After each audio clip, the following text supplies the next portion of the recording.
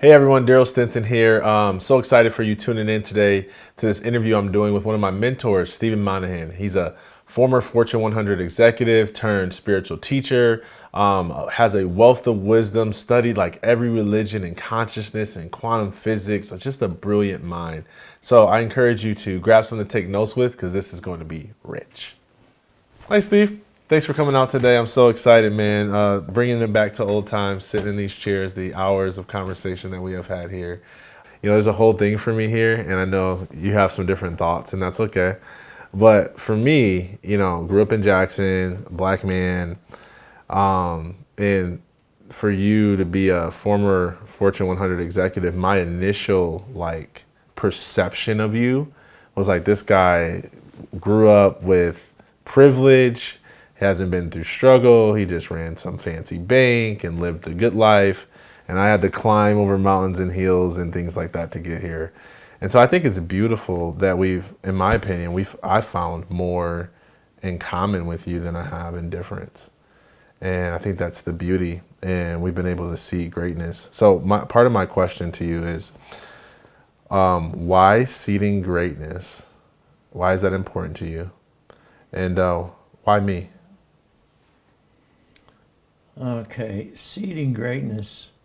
Well, people say, how'd you come up with that? And I would say, back in my mindset when I was a corporate, I had an answer for everything, and everything that I did, I figured out and created. That's what I believed. And there's still a part to that. There's the left brain, which is logical, linear. It thinks, it moves, it solves this problem, it solves the next problem, and it just keeps tackling. And then there's our right brain, which is our creative brain, the right hemisphere. And that part opened to me when I had my strokes. And I couldn't use my left brain, but automatically I was still here and I was still functioning. And it was my right brain, which is the part of it they call the God brain, and the God brain, not even for religious. This comes from Jill Bolte Taylor, who's a neuroscientist who had her own stroke, and one of the top TED Talks ever. She was one of the first ones that did a TED Talk and kind of put them on.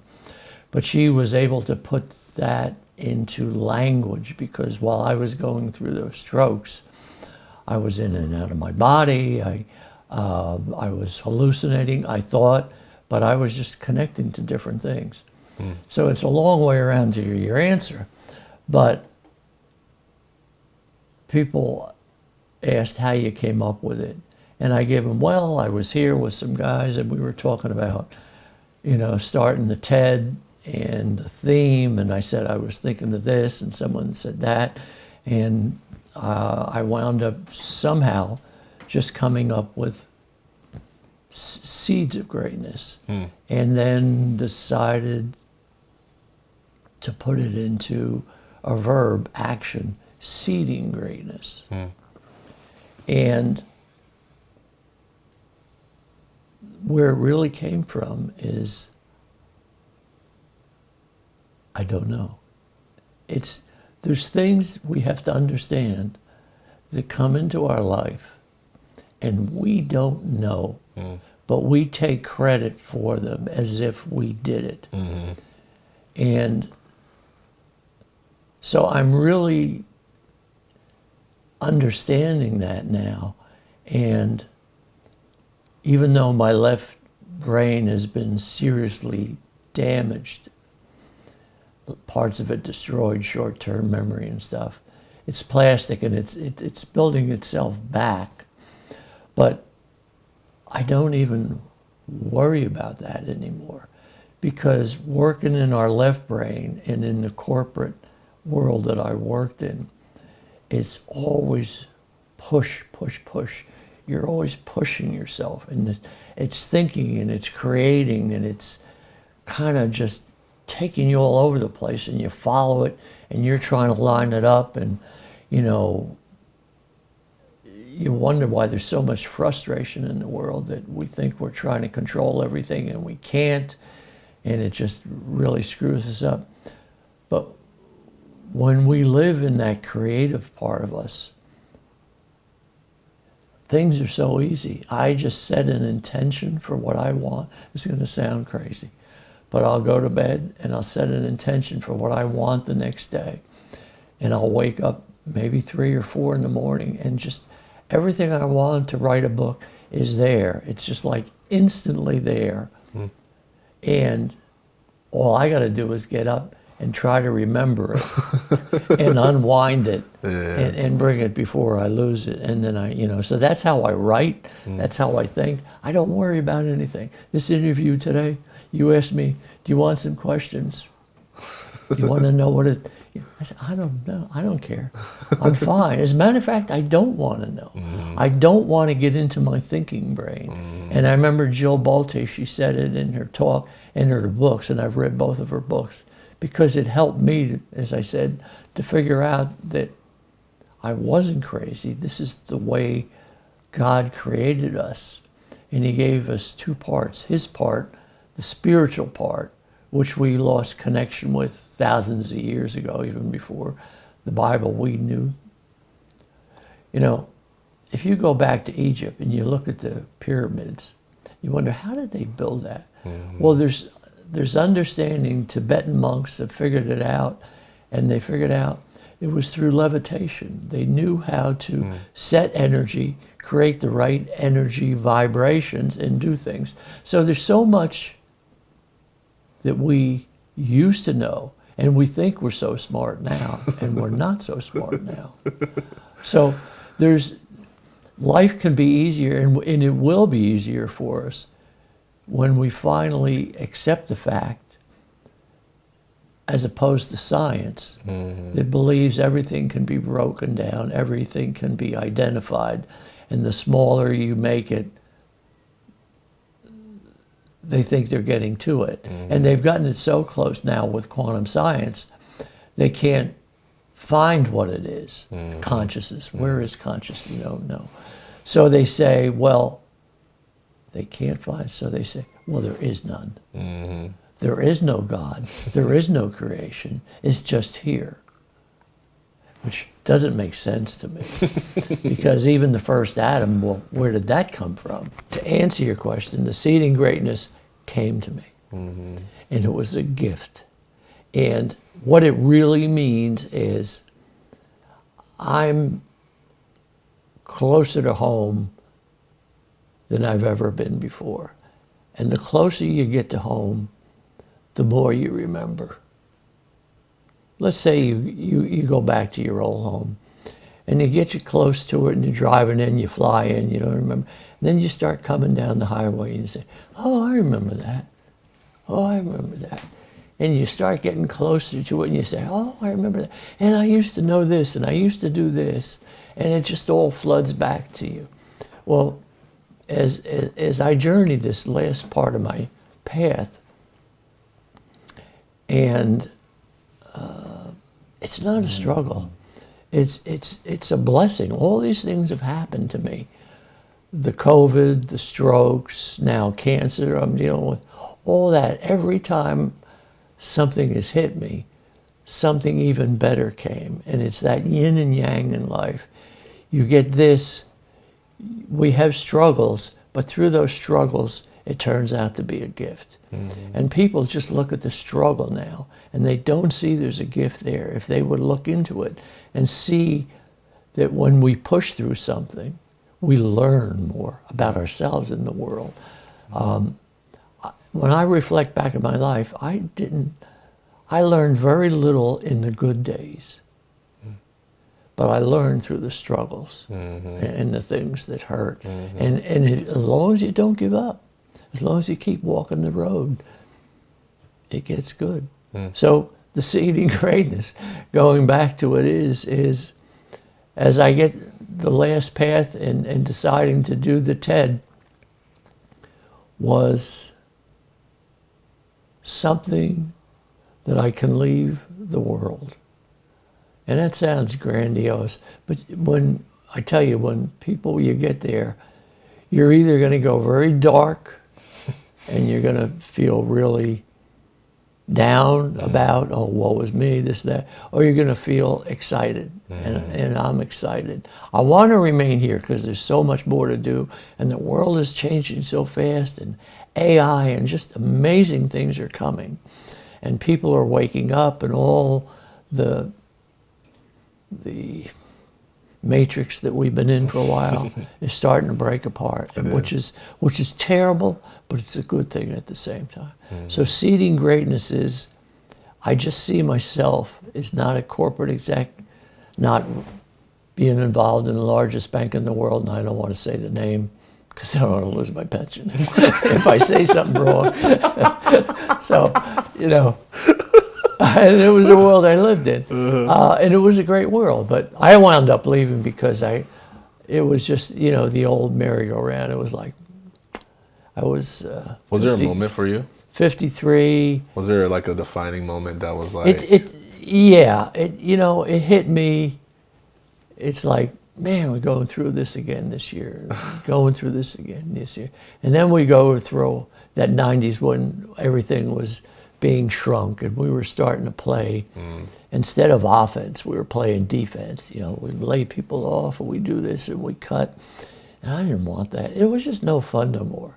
And people were just too damn serious, and I was enjoying, you know, life, and so something was happening. But you know, I was locked in. Lots of money, houses, cars, everything I wanted, I could have it, and trips, and my kids, to raise 4 kids, and you know, I was enjoying the good life, and this thing is starting to nag at me. Is that there's got to be something more. There's got to be more than this. And I knew there was more than this. And then I realized, okay, I know there's more than this. And then it is, now what do you do? Do you stay here for 10 years? And that's when I really would have made the money, because those last 10 years as the CEOs and the presidents, you really, or do I leave? And it was like, I don't know, I can't leave.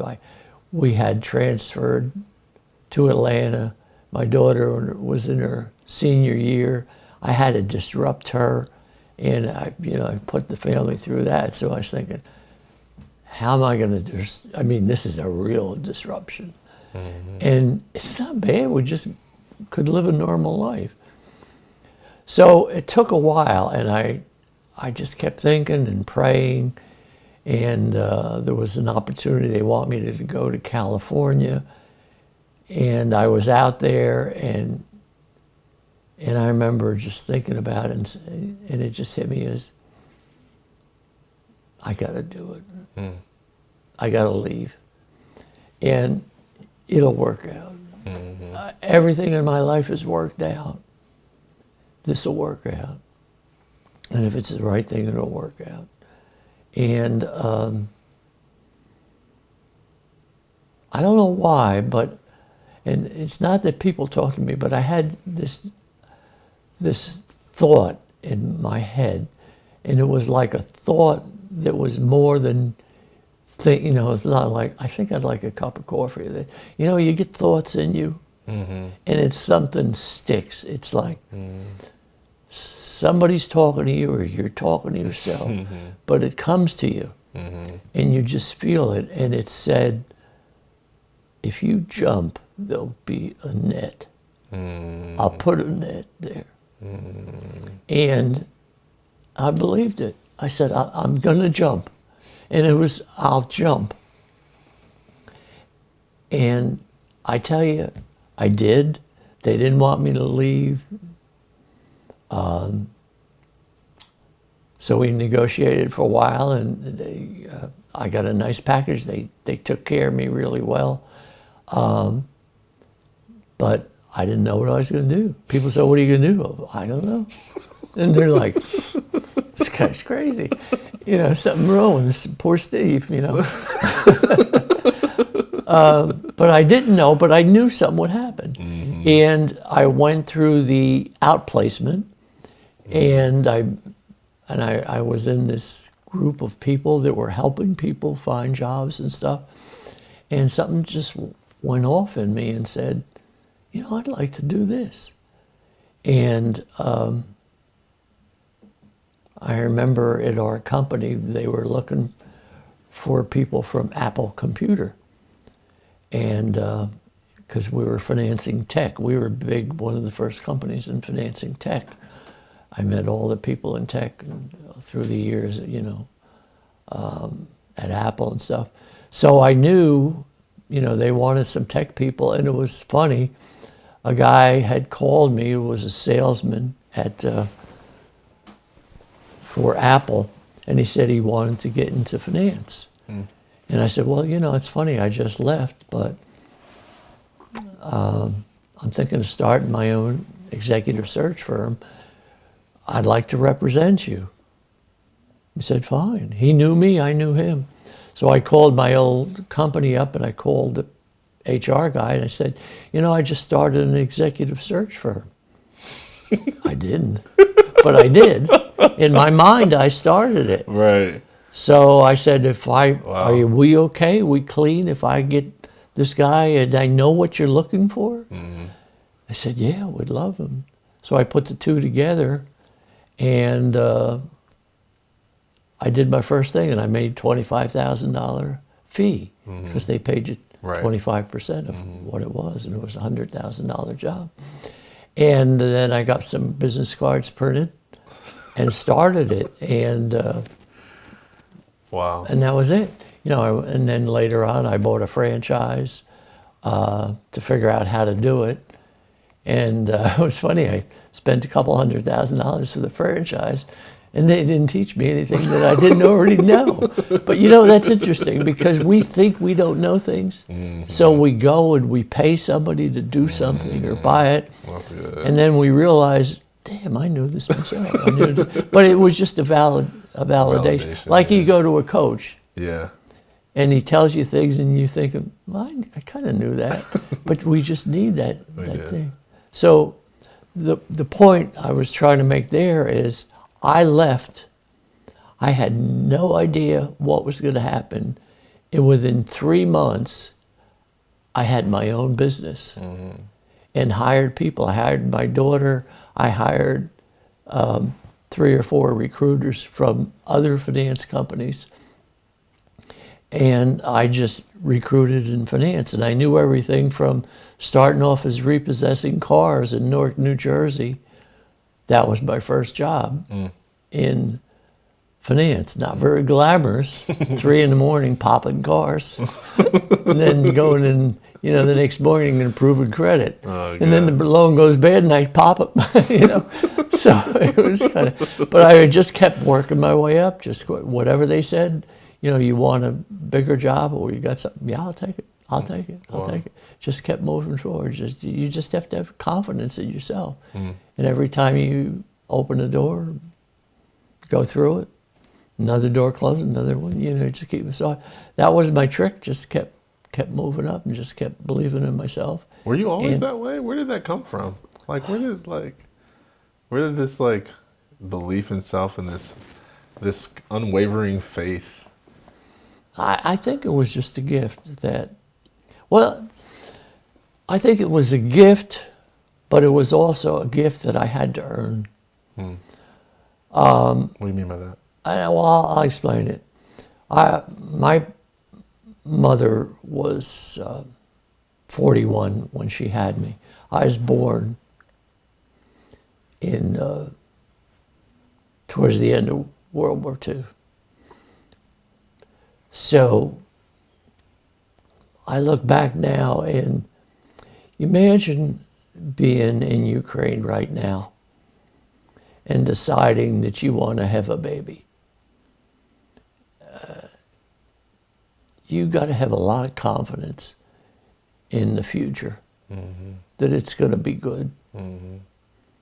And you've got to really want to have that child to bring it into a terrible world. So my parents had me in late in life, and I used to look back and thought, Yeah, why'd they do that? And then one day it hit me recently. God, they must have had so much faith in the future that they would do that. And if they were afraid of the future, like so much of humanity is now, I wouldn't be here. And not from me being here, because I wouldn't know, but there's something there that we have to have that faith and believe in the future, and so much will come from that. We can't give up. But anyway, but it wasn't easy growing up. My mother was dominated by my father. My father was a dominator. The world is being led by dominators. There's a dominator society, and there's a patriarchal and matriarchal. At one time, women led the world. No one know that in Egypt's times and before that. With the hunter-gatherer, the man just went out and shot something or killed something or hit it with a stick. But the woman had to take care of the house and all that. I mean, you really. But anyway, before I get that. But anyway, it was not easy because my dad was a dominator. He was a cop. He was a mounted police. I was always small. He was 6'2". He had the guns, the billy sticks that he would ride on his horse and beat people over the head with it. And I was just a happy, kind kid. And I would get beat up because I didn't want to fight. I grew up in an Italian, tough neighborhood. I was the only Irish kid there. And so I guess I learned I could still be myself, and I got pummeled for it, but I never changed. I kept to myself. I didn't quite fit in. I was more cerebral, thinking, dreaming, artist type of stuff. And it just didn't fit that world. So I was always kind of an outside. But I just kept persevering. And I think going through that, just learning to just keep moving forward and not let anything or anybody stop me. It just, one, I was born a certain way, but the environment, which was terrible for a kid, I didn't fit in school and that, and I couldn't wait to get out of school. It just toughened me up against the world, but I still was able to be kind and loving. I mean, I had my first, I love animals, and I got my first dog. My father did find it, rescued it, and brought it home. And then a month later, the dog was gone, and they just took it away again and never talked to me. We were a family, just never talked to each other. We never said anything. I don't know what your experience was, but we never talked about it. And back then, people didn't talk about things. They were just, everybody was quiet. My wife's family was like that. My family, we talked, but we talked a lot about people. Yeah. We never, I wish now that I would have asked my mother questions and stuff. Yeah. She came from Canada and she migrated, and again, I guess she had the courage to leave when she was probably 20 years old and leave one country and come to another country. How many siblings were there? 2 sisters. 2 sisters? 2 sisters. So you were the only They boy? had 2 babies that died before me. Really?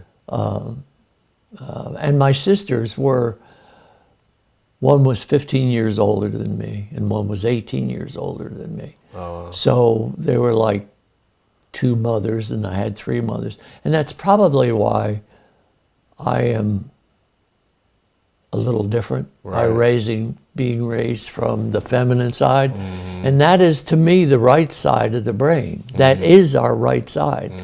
There's the masculine side, the organized, there's the feminine side that is open to everything. It's open, there's no boundaries. It's always positive thinking. So it's kind of taking a journey through the stroke back to that, and just living in that side of it. So to answer your question, I guess is just it's kind of nature and nurture that it just worked. And once I got out of high school and I met my wife, and she just thought I was amazing, and I never thought I was amazing. My parents never said I was amazing. So it was someone that embraced me and saw me for who I was instead of this. Of course, I had a baby blue Pontiac convertible, That helped a little bit. Didn't hurt, because I remember she said to her girlfriend, "Who is that guy? I'm gonna meet that guy." And we wound up meeting. But it gave me the confidence. And so, I just would have, back then you could get a job. As I said, I started one job in a factory. I lasted about 3 weeks on that. And I said, man, I ain't gonna work in a factory. It was a Rheingold beer brewery. And all I had to do was put the bottles and put them on a conveyor. And it was like, I did that one day, and the next day is, now I got to go back and do it again. I'm not going to do that again, because I hate doing the same thing. Yeah. I can't repeat anything. Even when I worked in corporate, if I didn't get a promotion, and I always get promotion, if I didn't get a promotion, I would take my office and reverse it. Really? The next year starting, I would put my desk over here and move this thing, because I just had to always move, keep moving and keep moving forward. Yeah, you were hacking out the matrix, man. Yeah. You were getting out. Yeah, I guess so. I want to go back to something you said that was just really intriguing to me, about setting your intention before you go to bed. The reason why is because, from my understanding, like,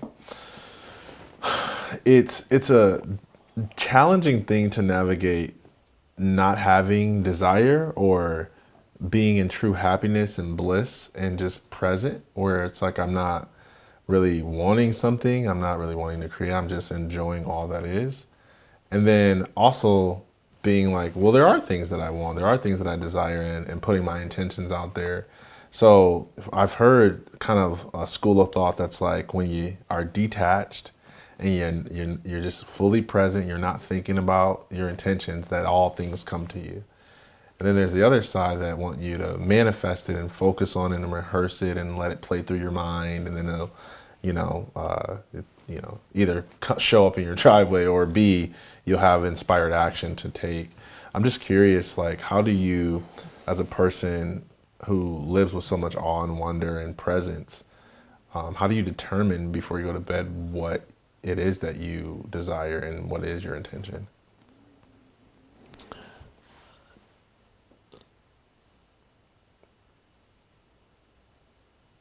I meditate a lot. And when you quiet your mind, which is all it's trying to do, is, all these thoughts come by, and we act on them generally impulsively. But anyway, the thoughts come by. Do you think your thoughts are you?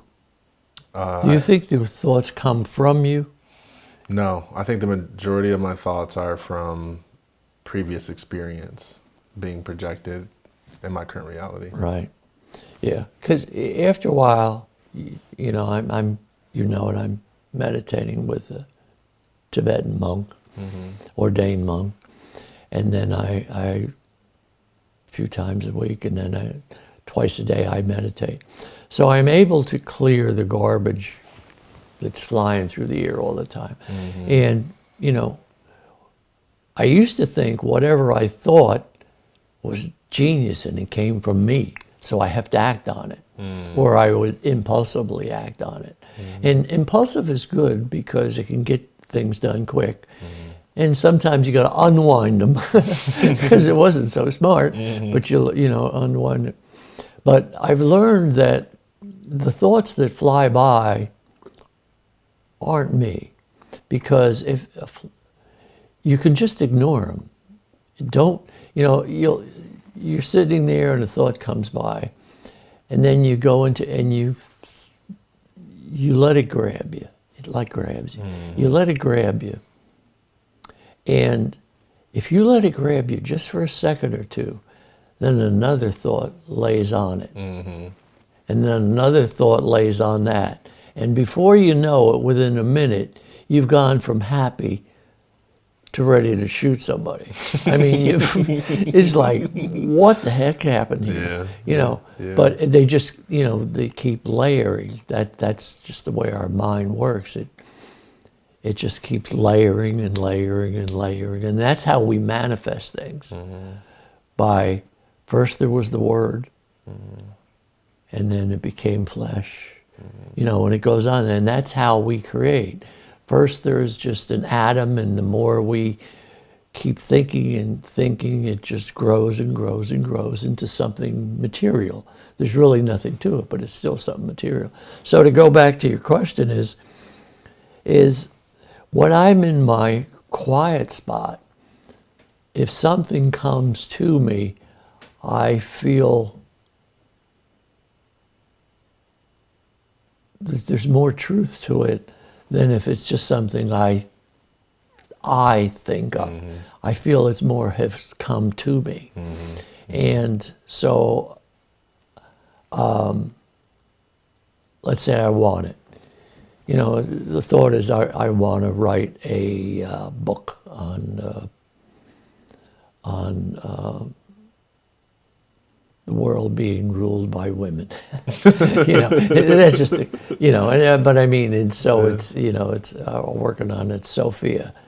And Sophia was a deity that the Greeks back then, the Greeks all had deities that they believed was a little bit higher, not a god, but just a higher power, something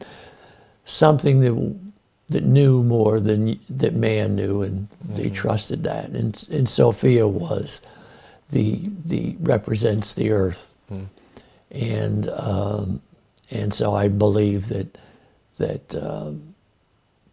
the earth, which is part of our soul and our genius comes from, is calling back and is saying you're destroying me, and needs, and is waking us up, and that's the feminine part. So, and I think at the same time, we need to bring that feminine part to this world, to balance it off, the yin and yang. It's too much, and I'm a male. I mean, there's nothing wrong with male, but it's too much left side dominated. We need the balance of the right, the black and the white. You know, without pain, we wouldn't know happiness. Without suffering, we wouldn't know joy. Right. You know, that opposite. And so we're too far this way when we bring the two together.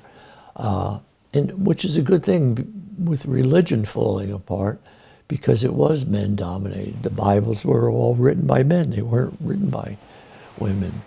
But, you know, I don't want to go into things, but there was things, you know, we knew Jesus, but, you know, what if we found out he was married? You know, what if we found out?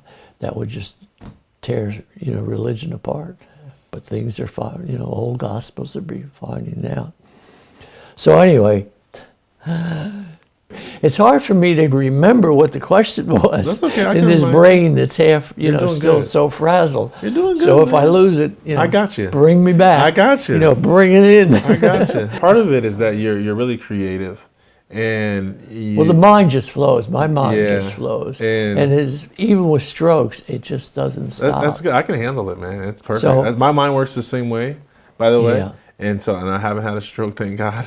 I probably have some concussions from football. Yeah, you probably do. But got my that. wife will ask me a question, and I'll literally take that question and I'll break it into like multiple atoms, and I'll just be like, let's start here, and somehow I know we'll make our way back. And so I'm with you 100%. All right, so let me bring it back. I get it. So you asked, my intent. The intent comes to me. I used to believe I ran it all, but now I know when to lay back. Right. And to get into that. So anyway, something comes to me and I trust myself. That's good. I always trusted myself, but I was worried about it. I was Yeah. like, I'd no sooner do it and say, I shouldn't have done that. Why did I do that?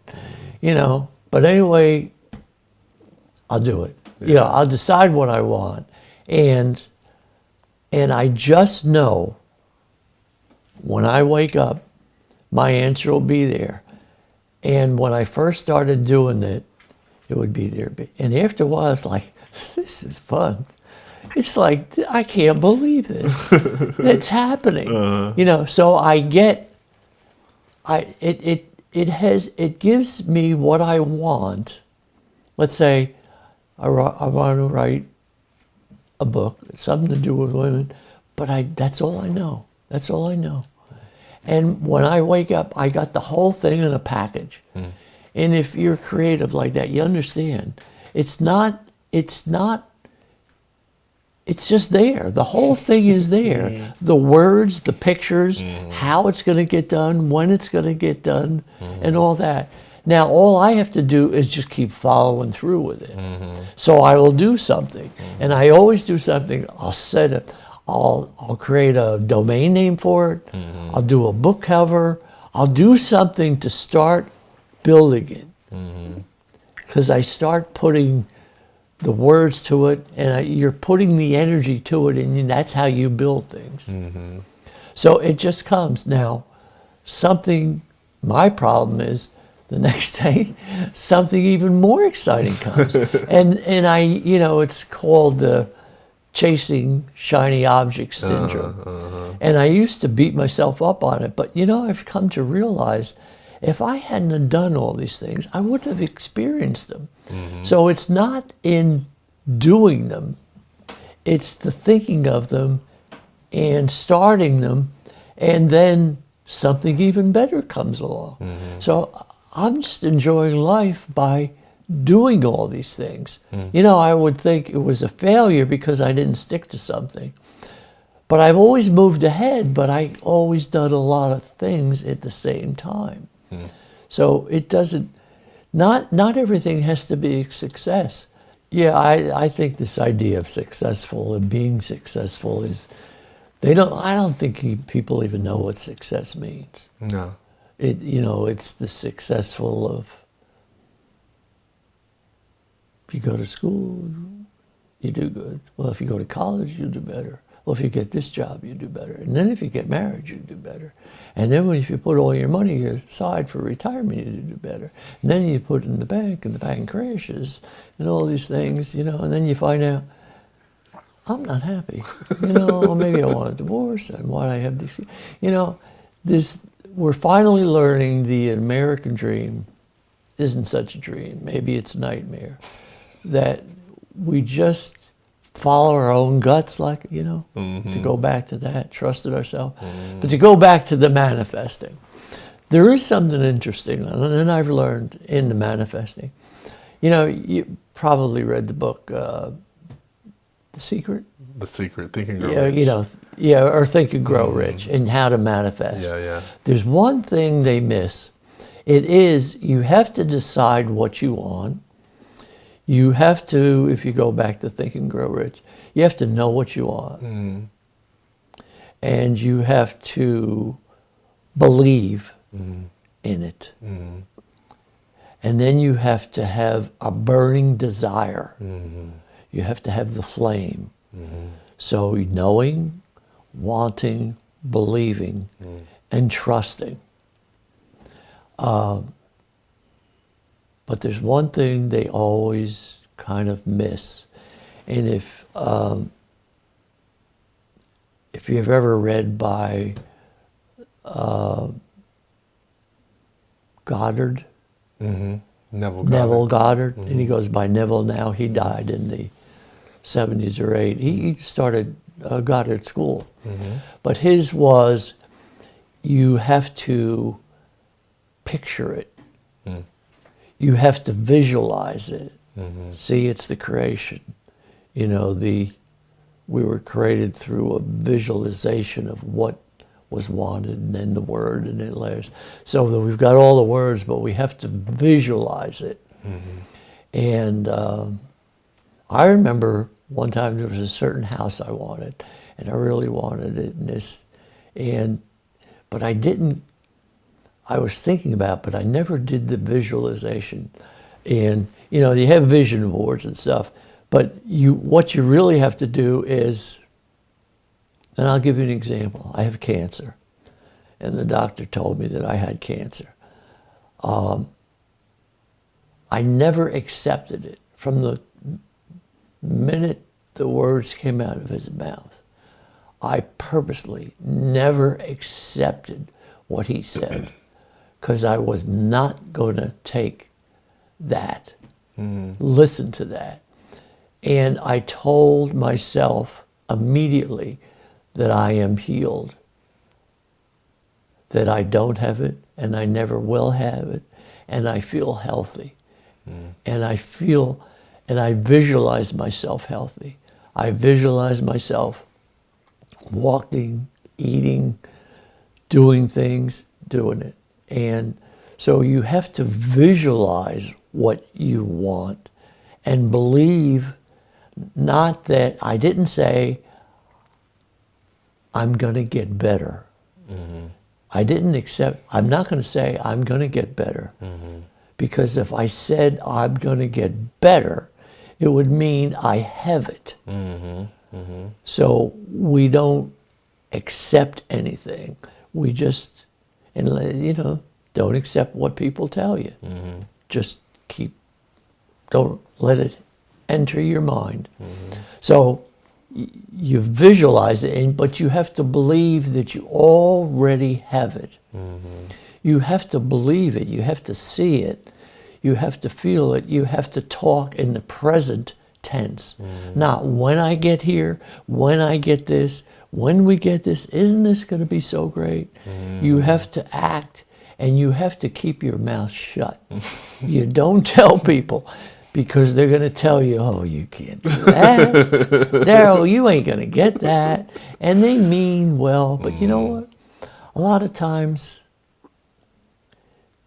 you've heard it, and when you're going to have to change, you're going to lose a lot of friends. You may lose family members, because they love you, and they don't want to leave you.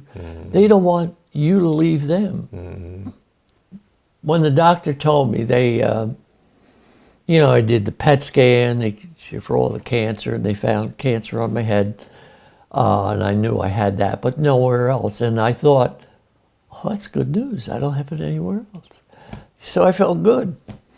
But the numbers were wrong, and the blood and the T cells and all these things, they knew something was wrong. So he felt it was that I had bone cancer, bone marrow, blood cancer, because he couldn't pick that up. So he felt that it was bone marrow cancer. So they did a bone marrow biopsy. I wouldn't recommend them, because they hurt. They stick a needle in through your bones and take the blood out, and then they take a piece of the bone out, and you're conscious and all that. So anyway, it found out that I did have bone marrow cancer. And he no sooner says that, and he says, but we could do chemo, we can fight it aggressively. And I'm thinking, okay, I'm listening to you. And I said, so what are our other options? What can we do? He goes through all that. And I didn't say to him, I said, well, I need to think about that. And in my head was, no, I'm not doing chemo. I'll tell you right now, but I'm not going to argue with him. And I kept my mind open to see what it is. I didn't close it, but I knew I was going to do it. Mm-hmm. So I knew I was not going to do chemo. And I didn't have that little voice that said, "Oh, stupid, you should do this. Everybody has to do chemo. How can you not do that? You should do it because science says you should do it, and you do it." So I didn't listen to that voice.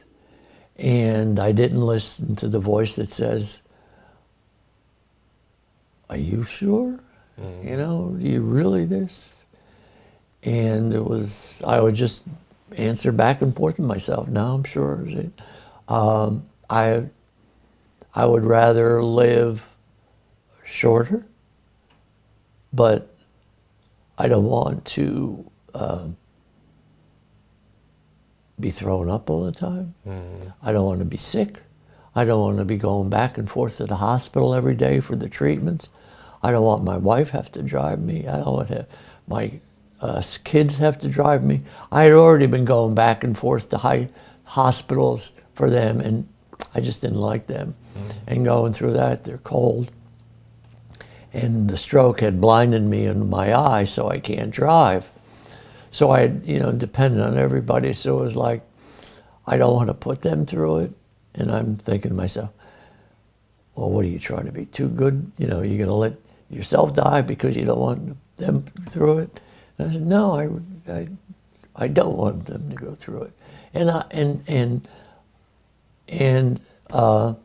I'm not afraid because where I am now, every day I live in awe. Every day is joyful. And so I'm going to be joyful. This is my test. We all have to carry a cross. And I've carried my cross.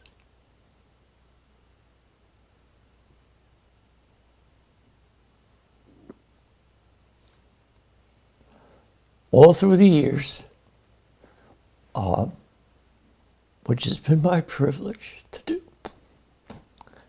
And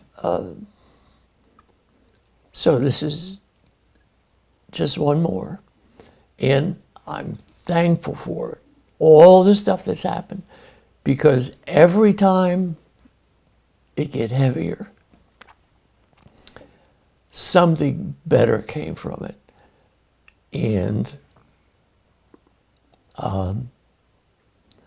I just know, again, crazy, but I've had people tell me, people that are psychic, not psychic, but people that are of a higher level.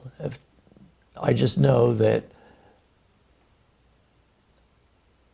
it's been a trust to receive this, because it'll allow me to ascend to where I want to be and not have to come back. In Buddhism, you keep coming back and keep coming back, which I study Buddhism and Taoism and all that, and in Christianity. But anyway, so I think it's, you go out with a bang, but it's good. So it's, as I said before, it's so exciting to be here. I want to be here, but I just think it's, so I wasn't going to interrupt the journey. Eckhart Tolle says we need to die before we die. And I remember him reading that in his book, A New Earth, and thought, how the hell do you do that? How do you die before you die? Now I understand. I have left everything behind.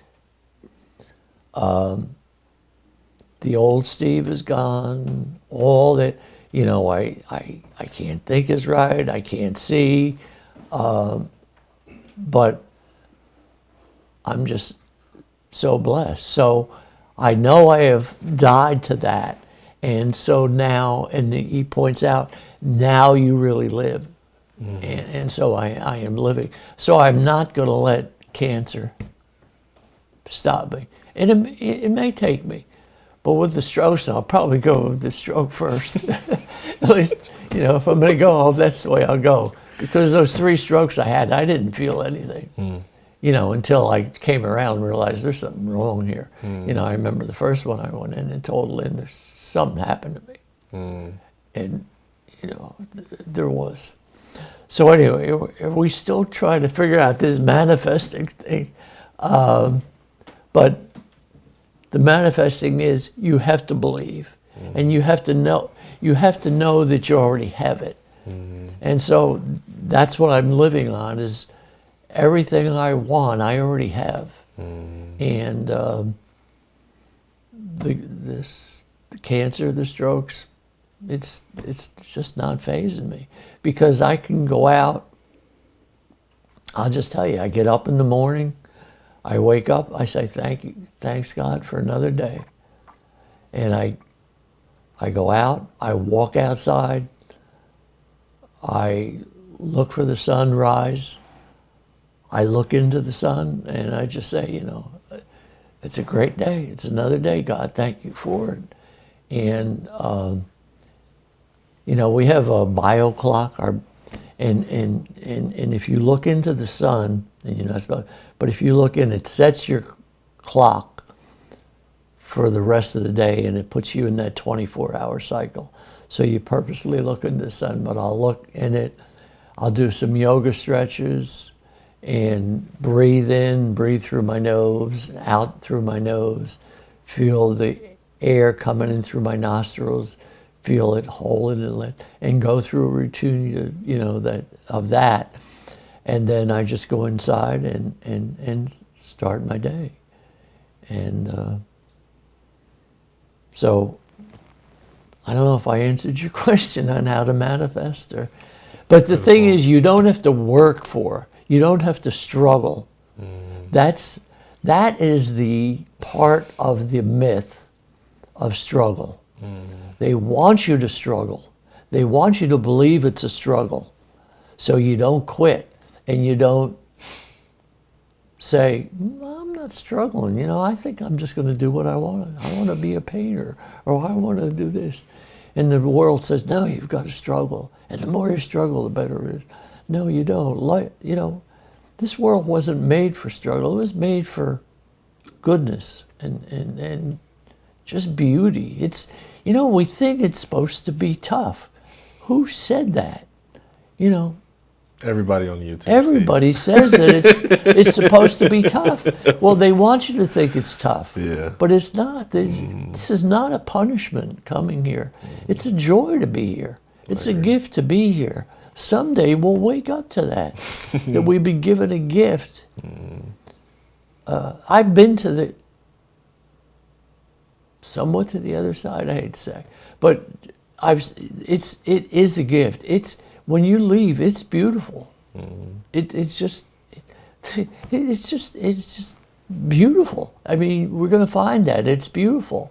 You're going to laugh when you get there because it wasn't anything we thought, and anything people tell you haven't. Who's come back? Maybe Jesus did, but there's nobody else I know, and they've written a whole lot of books about what it's like on the other side and what we're supposed to be doing on this side, and quantum science, and even that still doesn't understand it. Steve, you got a lot circling in your mind, man. How do you? I know I'm crazy. Do you think I'm crazy? I don't think you're crazy. I think you're brilliant. I don't know if I'm brilliant, and I don't know, maybe I am crazy. But that's fine, because I'm fine with it. Because I'm happy. As I say, I'm joyful. I go out and I'll walk out and I'll touch the flowers. I touch them. I want to touch them. And I ask for their energy. Give me your energy. And, I believe they give the energy off. And I give them back. And I say, grow, you're doing good. And you just got to have that connection to earth. And, I'll take my shoes off and just touch the earth. And, we don't realize we're part of the earth. Earth grows people. grows plants and it grows people. That's what we've grown up in the earth from. So we're part earth and we're part something else. That I don't want to use the word spiritual because it has a bad connotation. But there is something else. There's another part of us.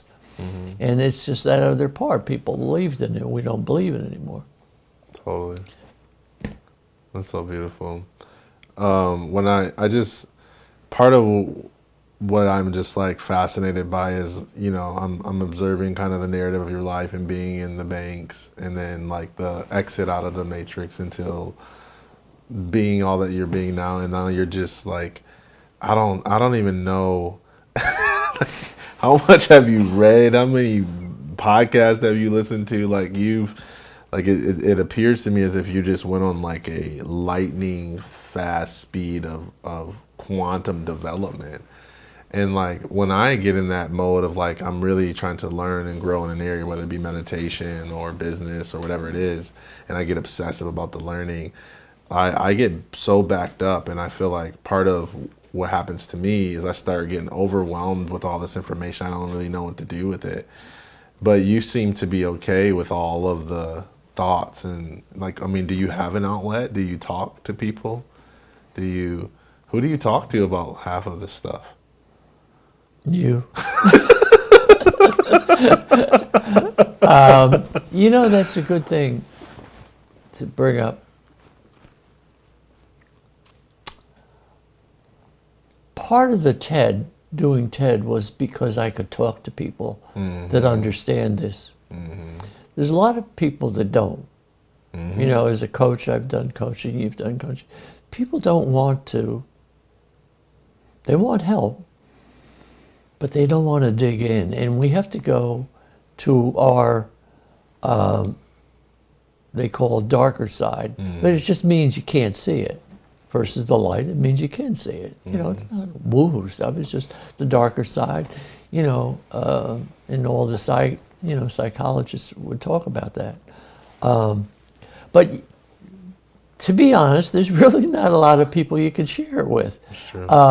But that's okay because I can share it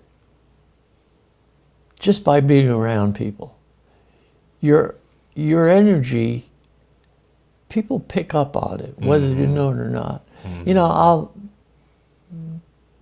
When I started doing coaching, people would say, could we do this some more? And I say, sure we could. And they say, well, I just like being around you. I don't know why. I even coached a coach's wife, but they couldn't talk to each other. Of course, So I think people do pick up on it, and you are sending out what you know, whether you know it or not. I mean, when Lynn and I go to Publix on Friday shopping, I will, at the checker and the bagger, I just talk to them. And I look them in the eye. And I listen to them. And I ask them questions. And because I know that may be the first time the bagger, someone older and that really talk to them and really talk to them. You know what I mean? I know exactly what you mean. Really talk to somebody.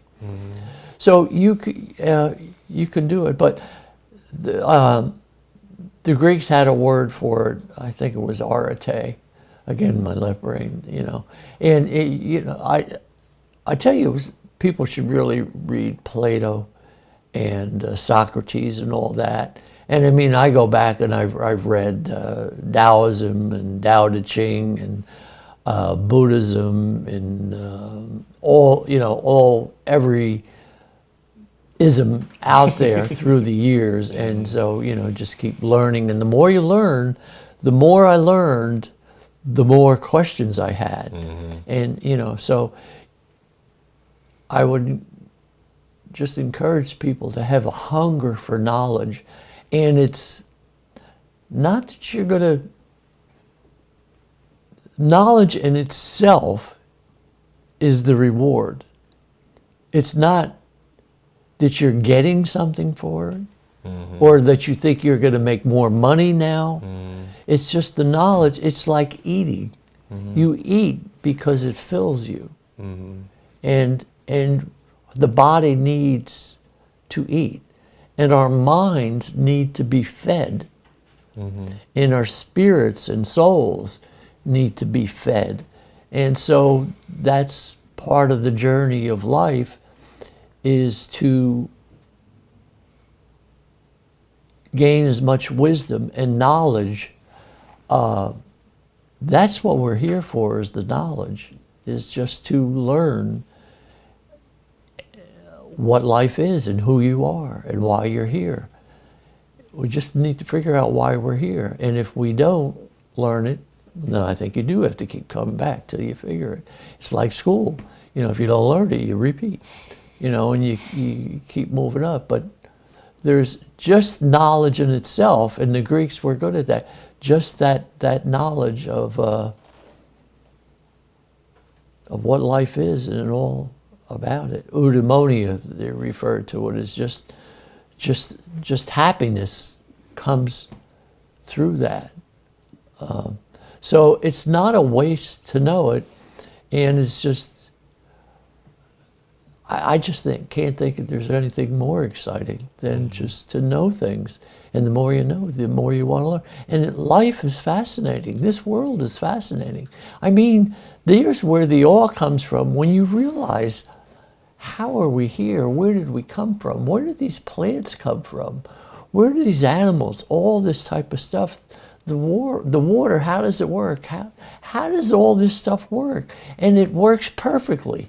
And we can't get something from China shipped on time to us, and the whole world's falling apart because, you know, supply chain demands. And you look at the world, it all functions, and it just it's exquisite. It just works. And man, we think we're so damn smart, and we're smarter than God. And he's got we're just laughing at us. You know, bunch of silly people down there. You know, like I said, we can't get toilet paper shipped, and we think we're great. We're so damn smart. and you know, anyhow. You gotta laugh at it. Yeah. You really gotta laugh at it. And that's why I'm not mad at the world. I'm not mad at people as bad as we're screwing it up. Because, you know, Jesus said it. Forgive them, for they don't know what they do. And I hope he had a smirk when he said it. Because he knew it. These guys don't know what the hell they're doing. And he wasn't worried because he knew he wasn't dying. He thought he was. But anyway. Steve, what do you feel your purpose is? To be in this world, to learn what it is, to have learned what it's about, to learn who I am, and then to be the best that I could be as a person, to encourage other people to be the best they can, to enlighten them, to move on to the next higher level of a being, and there are higher levels of being. But while I'm here, to enjoy the blessings here, to share them with others, to let people see the joy that is here, to go through struggles that I've had and share them with people and give them hope, to plant seeds of hope, to plant seeds for a better future. I won't be here, but I will be here. We'll all be here. And just to love myself and love the world. And it's pretty simple. There's nothing asked of us is just to find out who we are, and we are love, and love is all we are, and love is all there is. They said in the song, the Beatles, love is all there is, and all there is love. So everything we see is something given to us as love. It was given by. That's why the world can't be bad,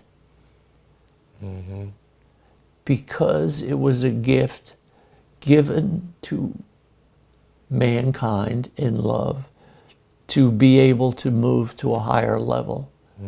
And so it's kind of a school in a way to learn. And maybe we were a higher level. And that's the longing in us. We always feel there's something else. There's something we want to go back to. We always feel like there's another home somewhere I came from. There's something. And that's what I went back to the beginning. As I get closer to home, I'm remembering. And as I'm remembering, life is getting so much easier. And because I'm getting close to home. And so the wisdom is pouring in. And the love is coming back. And so I think when we get there, wow, it'll all be there. And I think, I don't know if I answered your question, but at one time, this is just what I believe. And this is what the Hindus and a lot and say. You know, it is interesting, quantum science, I have a little book, says Einstein, it's a little book, Einstein to Buddha. And on one side, it's just a little book. On one side is what all the mystics would say about life in the world. And Buddha and all them. And then the other side is what Niels Bohr, Einstein, all these quantum physics scientists have said. And you know what? They're both saying, finally we realize quantum physics is saying exactly what the others said about the world. Wow. And now this is science saying it. I wish the rest of the world would catch up to it. But that quantum physics says, when it gets down to it, there's nothing. But there is an intention. And you've heard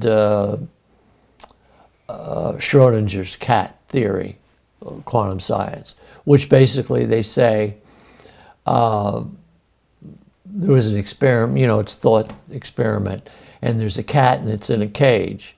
And you don't know whether the cat is alive or dead, but there was gas that was going to come in and sometime would happen.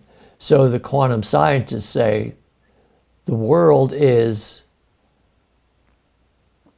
it's in whatever you intend it to be, it is. And so if you think the cat is dead and you open the box, the cat's dead. And if you think the cat's alive, you open the box and it's dead. These are quantum scientists, you know, the wackos with the hair and all that, like that. And they know something. So I mean, it's a simplified version of it, but it gets down to, we create the world we want. We manifest the world we want. We have manifested this world. Whatever we are and whatever we've done it. So there's no one to blame but ourselves. But to go back to the beginning, in the beginning, there just was. And we can't accept that. The human mind can't accept, well, there just was. What do you mean there just was?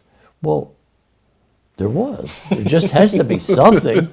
So there was. There was. Meaning it was an intention. There was an intention.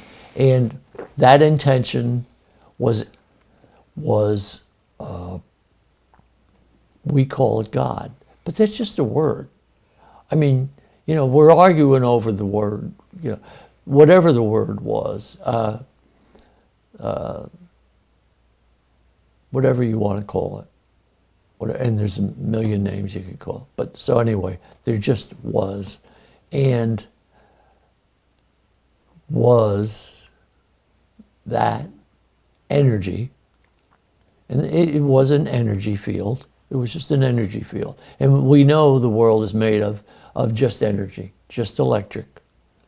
We know it's made of that, and that's all it is everything is energy. How does your computer work? How does AI work? How does atomic bombs work? You know, it's all just, everything is boiled down to energy.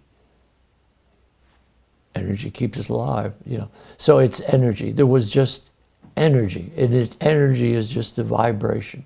It's just a vibration. You could call it a sound. And they called the sound, you know, when you do meditate. Well, you know, you go back in early history, they, you know, the Egyptians, they knew how to use energy, and that's how they built the pyramids, through energy, vibration.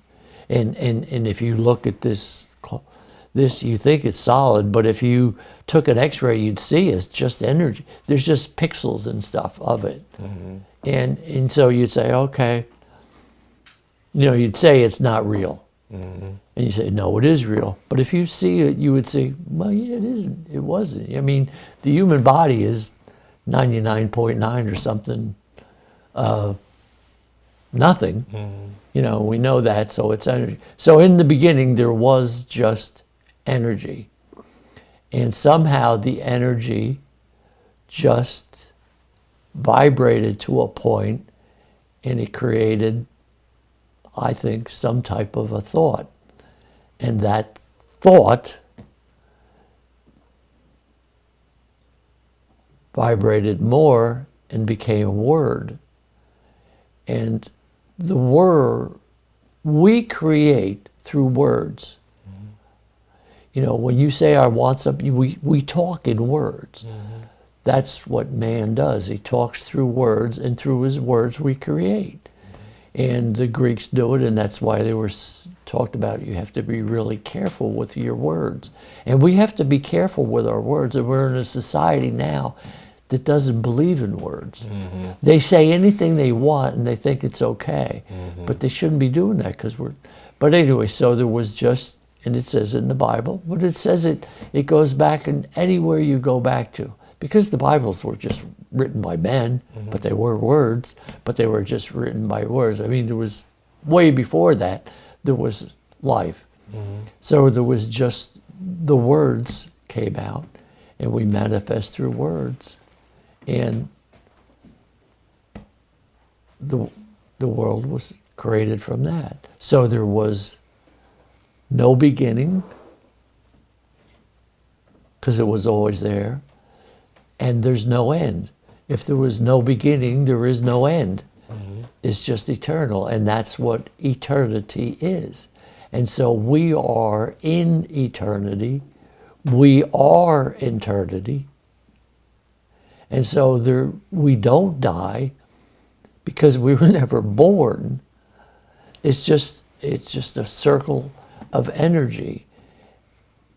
And I mean, you could make a lot out of it or this or that, but it's just good energy. It's not bad energy. It's creative energy. So things are always being creative. And to create, which means something has to be destroyed because it's just energy. So one energy gets destroyed, but a new energy comes right from it, from that same energy. So there's, you know, don't worry about the world being destroyed because it'll just keep recreating itself. And the planet has been destroyed. We know there's different civilizations have come and gone. Don't worry about it. They come and go. And it just keeps, you know, and there'll be bad periods and good periods. And so I mean, I wish I could explain a little bit, you know, there's a whole lot more to it than that, but that's basically, it's just It always is and always will be, and it's energy, and it's, you know, if you want to build a new house in this beautiful land, we tear the old house down, we destroy it, and then we put a new house up. And so we're kind of going through that. So it's, you know, well, you know, we're worried about the world to be destroyed. Well, it always has been. There was the Romans, there was the Egyptians, and who knows what was on this land before. There was something else. But there's always, as it goes away, then something else comes back. So it's nothing that we should be feared. And we shouldn't be worried about trying to change it. We're trying to change the world. You know us as coaches, and you know, we try to change. Everything's fine the way it is. Just enjoy it, what it is. And it doesn't mean you don't do something, because you can influence. There's a balance between influencing and letting things go the way they're. You know, I can influence you. I can make an impact on you, but I can't make an impact on the whole world. But one person can maybe make an impact on thousands of people. So, you know, let the world take care of itself. It's in good hands. Don't leave it up to us. Like I say, that supply chain thing. We don't want that. You know, maybe we don't know what we should do. You know, there's old parables about that. You know, be careful what you mess with. And I don't want to go into that, but you know, there's the parables. You think you did something right, and then you turn out, oh, it was wrong. And then you thought that was wrong, but it turned out to be right. So we don't need to be messing around with the world. We need to love it and kind it and love other people, but it'll take care of itself. There's really nothing we can do, but while we're here, make it better for others and make it better for ourselves, and just love one another. Love means nothing more than just care for others as much as you care for yourself, and be nice. Totally. Just 2 more questions. We'll be done. What's your take on money? What is money? What's your perspective? How do you think about it? Why do you ask? Put it in perspective for me. Why do I ask? See, you got to contribute to. Well, I ask because I think it's a big deal for people. I think there's a lot of people worried about the economy. I think that when the topic of manifestation and bettering your life, of making some of these choices, I think people feel powerless, oftentimes because of whatever money they don't have. And it doesn't matter what degree of wealth. I mean, I think if you're in the top, percent, there may be less of that concern. But even people who, are making really, really, really good money are concerned, and still living with a poverty mindset. So that's why I ask. Okay.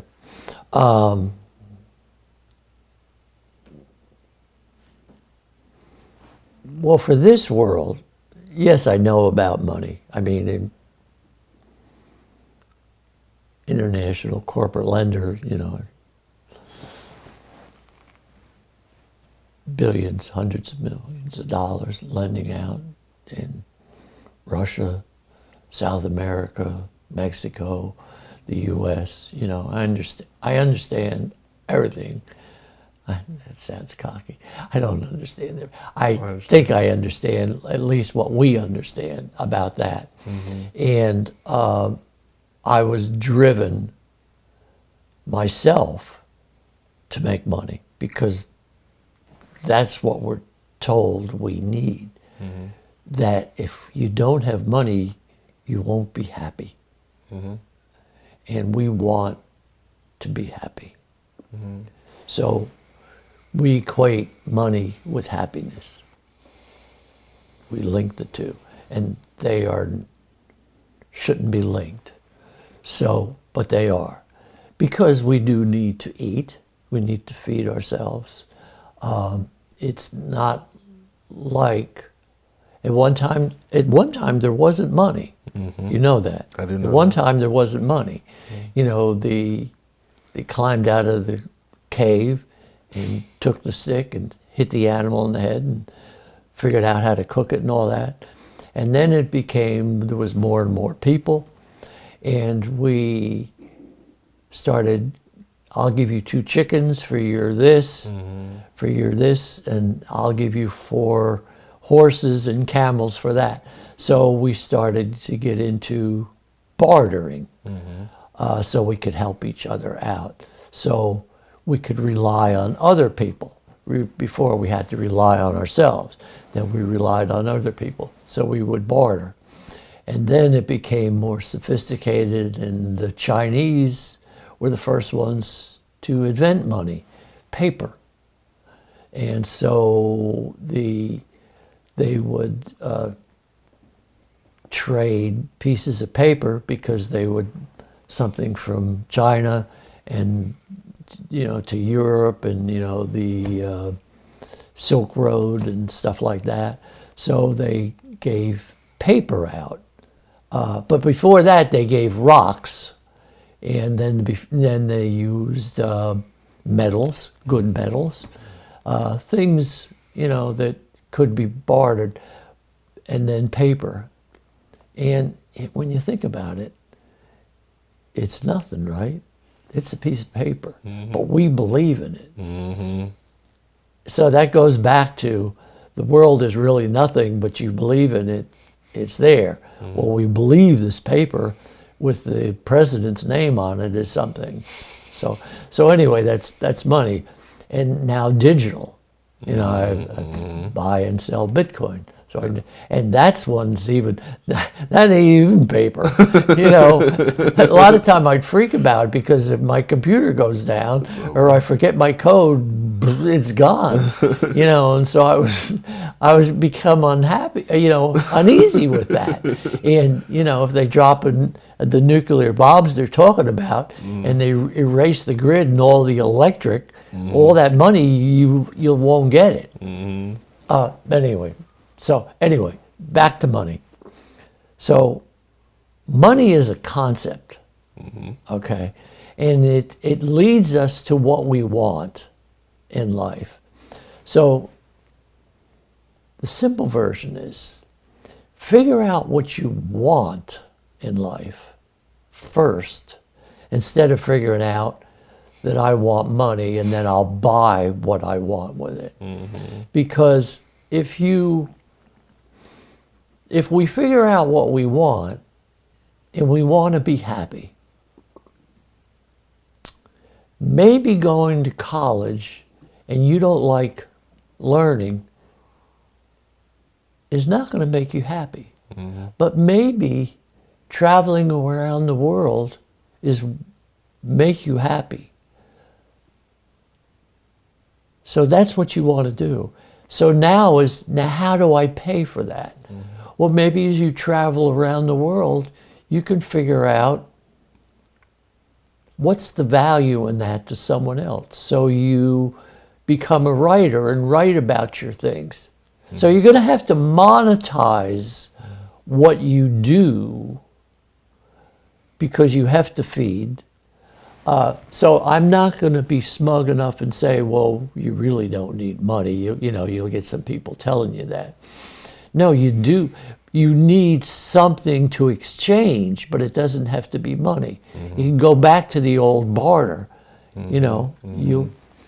You want this, so you get 2 camels. And literally, it could be that. In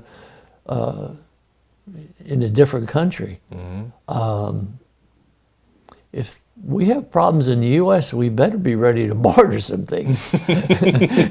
Because, they're just giving the dollars away. True. Anyway, so money's a concept. I get it. Yeah, and don't automatically, I think people don't think through the concept of it. If they would think through the concept of it first, of what money is, and first, I really think we've got to decide, what do we want? Why are we here? What do we want? No one asks that. They send you through school and never ask you that question. They send you to school so you learn to go to school. So you learn to start doing what you're told, and you go to class, so you learn to be in class from this time to that time, and you learn, don't ask the teacher questions because you don't want to ask questions. And they're setting you up to learn back then, because high schools didn't come along until 100 years ago or something like that. You know, they're learning you during the industrial age was really created. So they're teaching you how to work at a factory.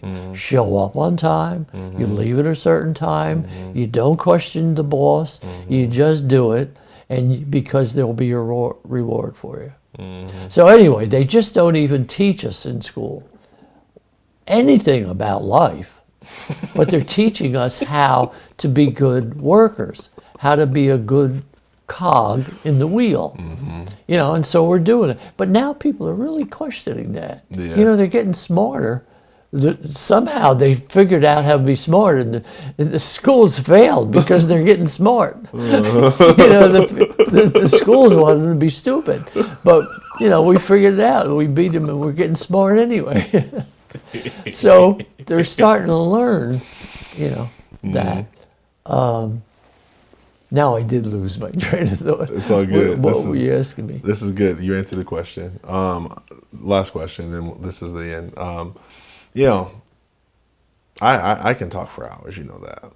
We have done that plenty of times. Hours. I know this is hard because you could talk for hours. I could, but and I'm talking. it's a lot harder when he starts asking me questions. It's really hard. I'm trying to come up with the answers. I'm like, all right, just you talk. This is better for me. You know, there's just for me, it's like, I don't know what we're gonna do with this. You know, I'm just going with it. I don't know. But I anticipate that there will be people that are blown away. I anticipate that their minds will be expanded. And the question is, like, where does one start if they really want to say, okay, I believe in the things that these guys are talking about. I believe that I can, I'm here for a purpose, that I can use my gift, I can break out of the matrix, I can live the life I want, I don't have to worry about money, I can just exchange my purpose and my passion and resource it. But where do I start? What do I read? Where do I begin? What's kind of your thoughts about that? To go forward, you need to go backwards. That's a good soundbite.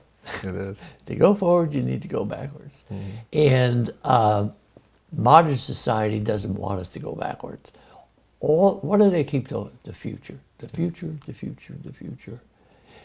They'll talk about the past, and talk all about, the present, of what they're going to do 10 years down the road. Look at their budgets. So in 10 years, it'll be, it'll be this. So it's always projecting into the future. And they're really not enjoying the present because they keep putting it off. Well, because it's miserable right now, because the politicians and what they're doing, they're miserable. So they have to, keep telling you the present's good. The future's going to be good. But anyway, you got to go back. So what I would suggest is you go back through history, and you start from the Neolithic, Paleolithic times, when we were the basics of a human, when the human was first created. And there's, did we come from monkeys? We know we're an animal, and we think because we got thumbs, we're the most dominant, and but dogs and animals, there's so many that are smarter than us. We're screwing their world up, but they're leaving us alone. But anyway, so you go back, and it doesn't take long, but you get an understanding. You're getting an understanding that, before all this world, there was something else. So we're not so cocky to think we know everything, because we really know very little We really know very little. At one time, we knew more than we know now. We think we are advanced, but we have really fallen backwards. And I'm not being I understand. funny about it, but we have gone backwards. But they will tell us that we are the most advanced civilization ever, living in the most advanced country ever. That's true. Well, you know, we're not the most advanced country. You know, on healthcare, we're number 5. You know, I don't want to beat up, but anyway, so you may want to look into that. Check that out, where we are. So anyway, but so you go back, and then you start getting, now you work your way up to the Egyptian times, and start knowing the sciences that they had. They had science and technology then. Technology doesn't mean computer. Technology means something that man uses to help him. A stick that you could beat a man on the head with was technology. That was technology. A rock that you could throw, a spear, you know, these things, and then the wheel. You know, those were, we think it had to be digital, but, you know, all that was technology. So there was technology. Well, so go back to the Egyptian times, and, you know, we see them in these hardly no shirts on and these little dresses, the men, and how did they build these pyramids? Okay, we couldn't go out and build a pyramid. We'd have to have these cranes and all that stuff. But how did they do that? And how are they perfect? And underneath it was this, and that, you know, and why did they put people in tombs, and why did they mummify them? Why did they think that? Why did they bury their animals with them? And they always buried their animals with, and they always buried their dogs with them. They had dogs back then, and had them, and so they knew the benefit of a dog. My plug for dogs. You know, they knew something about that. So why would they do that? We don't do that now. So maybe they knew something we didn't know. How did they? Okay, then you move in further. Now, how did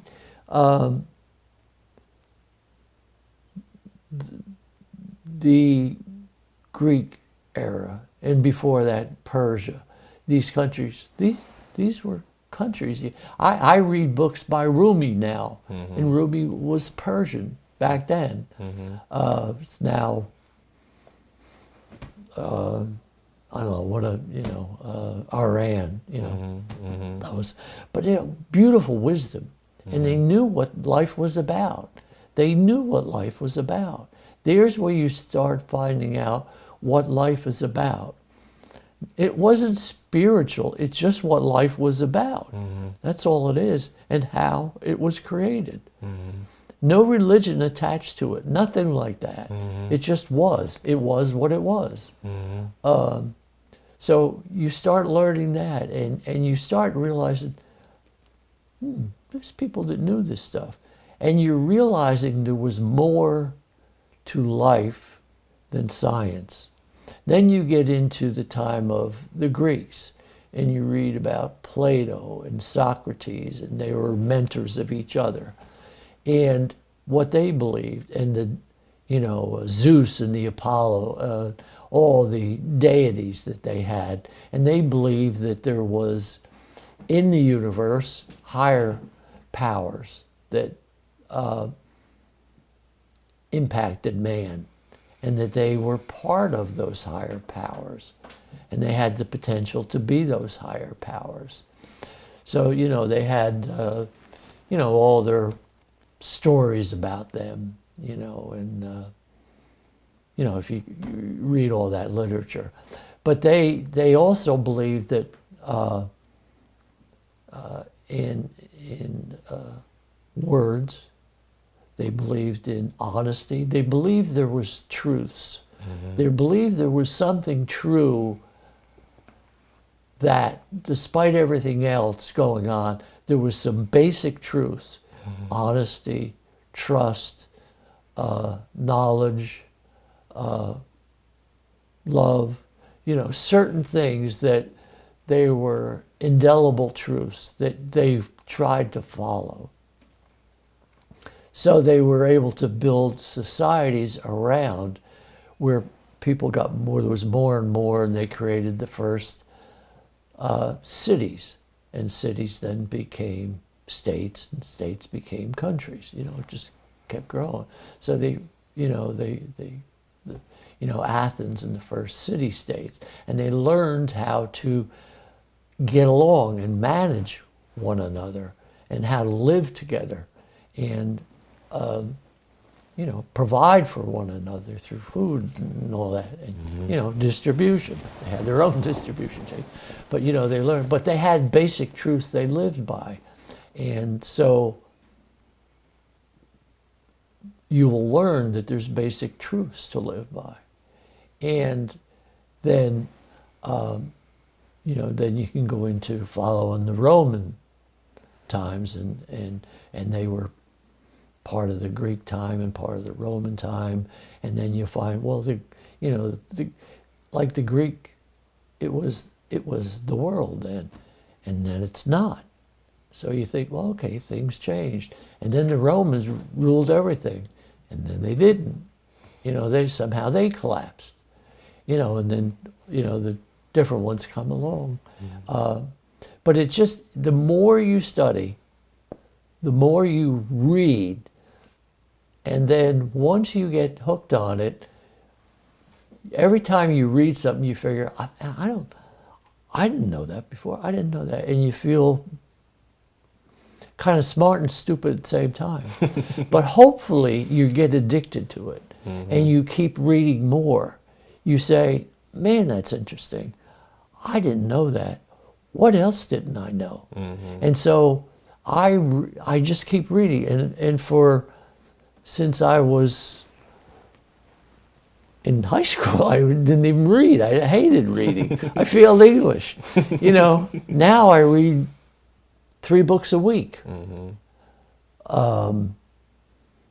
that I went blind one eye, I buy Kindle because I can make it larger, or I buy it on audio so I can listen to it. So I didn't let that stop me from reading.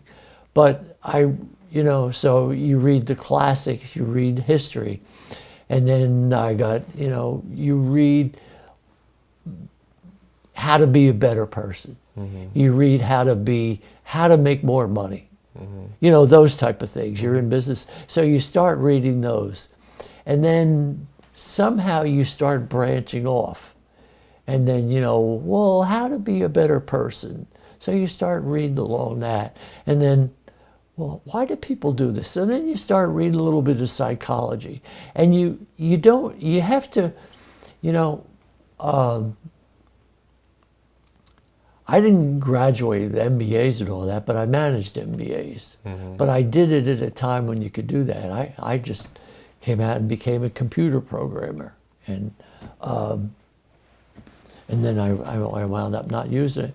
But you can't believe, just because you don't have a degree behind you doesn't mean you can't read. It doesn't mean you can't be brilliant. And doesn't mean you can't be smarter than a lot of these with all the alphabet behind them. You know why? Because they're very narrow-minded.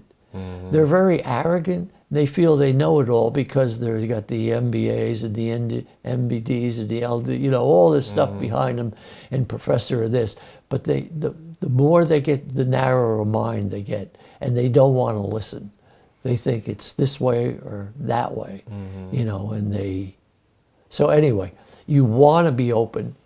And know, even though you don't have a degree, you can be extremely smart in this world. And the world makes it so easy for you now. And these are books written thousands of years ago. We still have them. That's why it's so bad when we see people burning books and changing books, because as bad as it may seem in the book now, it may be wisdom 200 years from now, if it doesn't go in the right direction. But anyway, keep reading and keep branching out. Like I said, psychology, neuroscience. I read neuroscience. I read I understand quantum physics. I figured I could never understand that. But you pick up your first book and do it. Now it's funny. I'm reading a book on artificial intelligence, and it's written by like this father of artificial intelligence that just knows all this stuff. And he's read he wrote the book, and new one just came out, and people love it. Well, I'm reading it, and it's like, I read 5 pages, and it was like, I don't know what the hell this guy just said, because they can't make a point. They don't know how to write for a brain that wants to organize things and say, okay, this, Right. or they just keep, it's like a brain dump, and they love that. So, so I've gotten into artificial intelligence, and I'm teaching myself now how to do artificial intelligence, and join, Gina Carr with her. She, they're starting to teach it. So I've learned how to master Chat GPT. It didn't scare me. That's another thing. Don't let anything scare you. Right. Just do it. Right. Little kids do it, and adults were afraid of it. So I've kind of learned it. I've screwed things up. I've shut my computer down, and then I had to boost it back up because I messed it up. But I didn't care. So I've done it. So I wrote, and you do what they call a prompt. So you go to these places, they get the prompts, and it was for doing book reviews. So I got the prompt for that, and I put the book in, and I'm reading, and I said, tell me this in 4 paragraphs. What did this guy just say?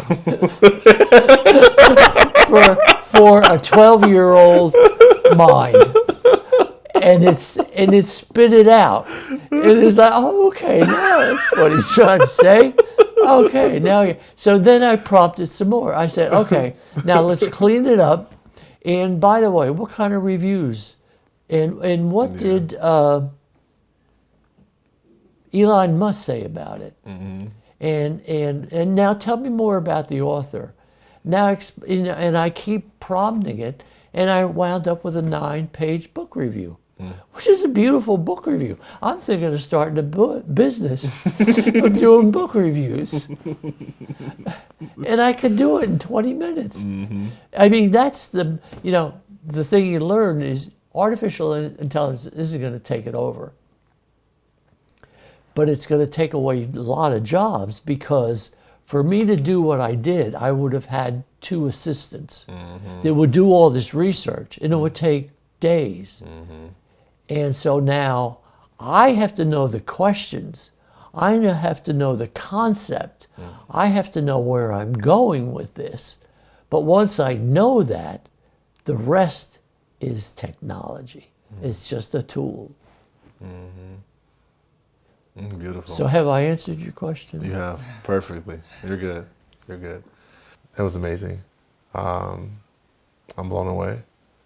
I'm grateful for your time, for your energy, and I think we sowed some goodness into the world. Thank you. Just finished an amazing conversation with one of my mentors, Steven Monahan. I hope you enjoyed it as much as I did. Man, anytime I talk to him, I could probably just go for hours and hours and hours, and he probably could too. So I just think grab a seed, a nugget, an insight that resonated with you throughout this interview, and take action on it. Try it. See if it starts a level of unfoldment in your life. Wherever you're watching this, make sure to stay connected, subscribe to any channel that it's on, and we would love to be engaged with you and really hear some of your questions. Make this more of a dialogue, not just a monologue. So we believe everyone has purpose, everyone has light to share, love to share, and seeds of greatness to sow into this world. Thank you.